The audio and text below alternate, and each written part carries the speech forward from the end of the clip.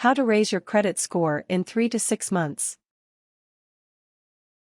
Your credit score is the gateway to getting better loans at lower interest rates.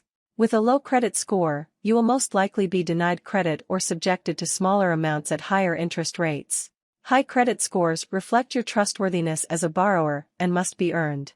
Even if you currently have a low credit score, you can increase it in just a few months by keeping good track of your number and changing a few habits. Method 1: Raising your score if you have bad credit. 1. Find out your credit score. There are a number of good ways to learn your credit score quickly. You can call a credit bureau directly, or use one of several free online services to get the number. You can also sign up for a credit monitoring service, which will track your credit score for you, and let you know of any significant changes. There are 3 main credit bureaus: Experian, Equifax, and TransUnion. Each will calculate your score slightly differently, so you will want to get a number from all 3.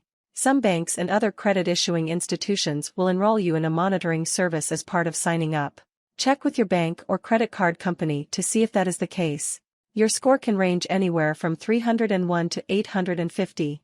Anything over 700 is a good score, while 750 and above is a very high score, and would put you in great shape for any loans or credit you may need. A score below 600 is not good, and you will only qualify for loans at a very high interest rate, if you qualify at all.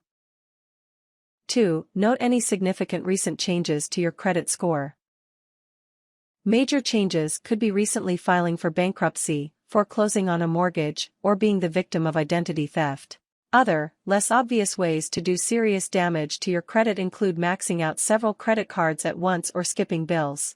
If you have had a significant change to your recent financial history, it can be much more difficult, if not impossible, to raise your credit quickly. 3. Challenge any issues on your credit report. Make sure all credit cards, loans, bills, and mortgages belong to you, and that the balances indicated on each are correct.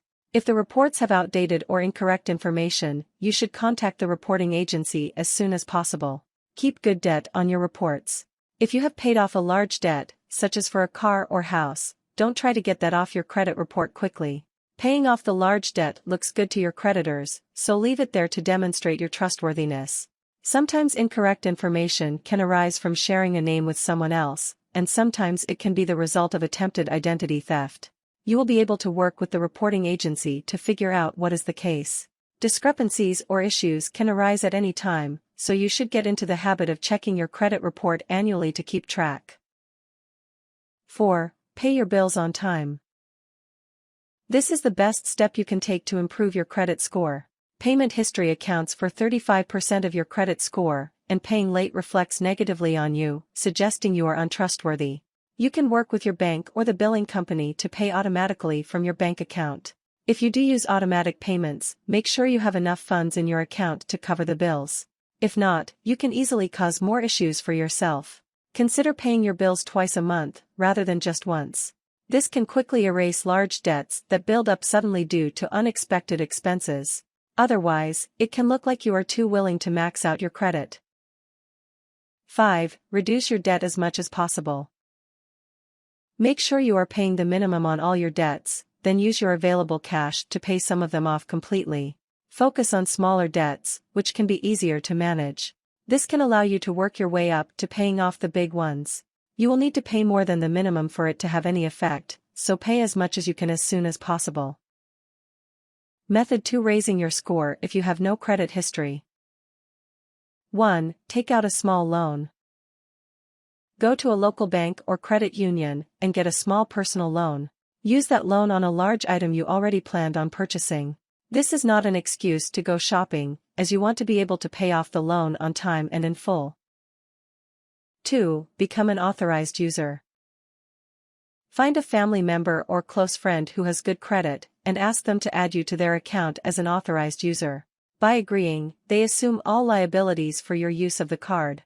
You will be able to utilize the card, and benefit from the owner's strong history of paying. If anything happens to the finances or credit of card's owner, that will seriously damage your credit as well, so be very careful. This is risky for the card owner, as anything you do to damage your credit will hurt them as well. It should be someone who trusts you a great deal. 3. Apply for a secured credit card. You will give a security deposit to the issuer, usually equal to the credit limit.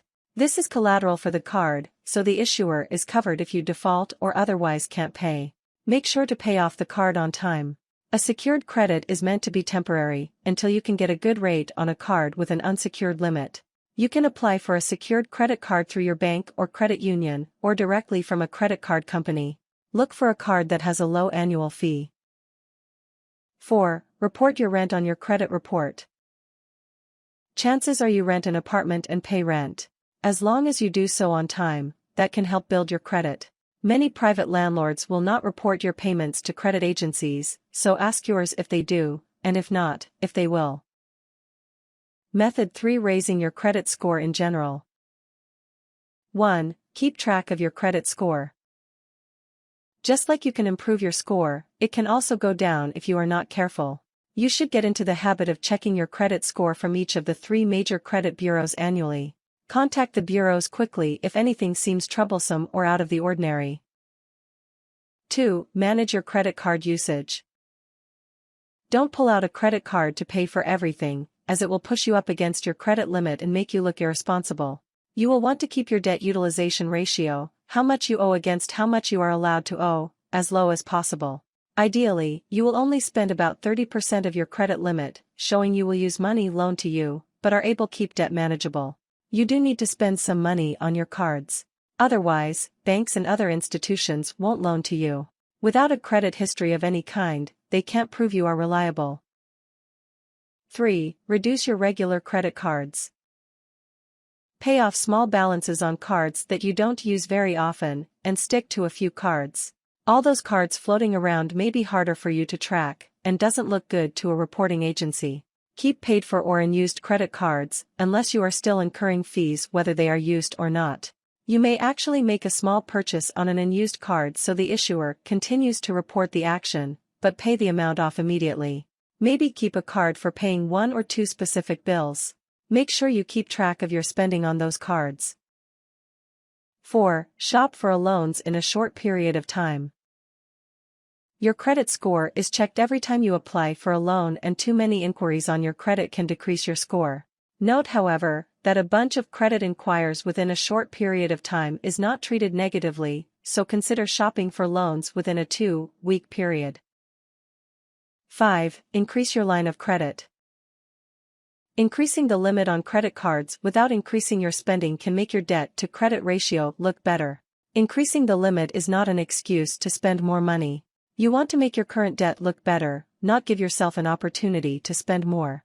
You should only do this if your credit is already fairly strong, and you are in a good habit of paying on time. If you are not careful, and your credit is particularly bad, your lender may actually reduce your credit.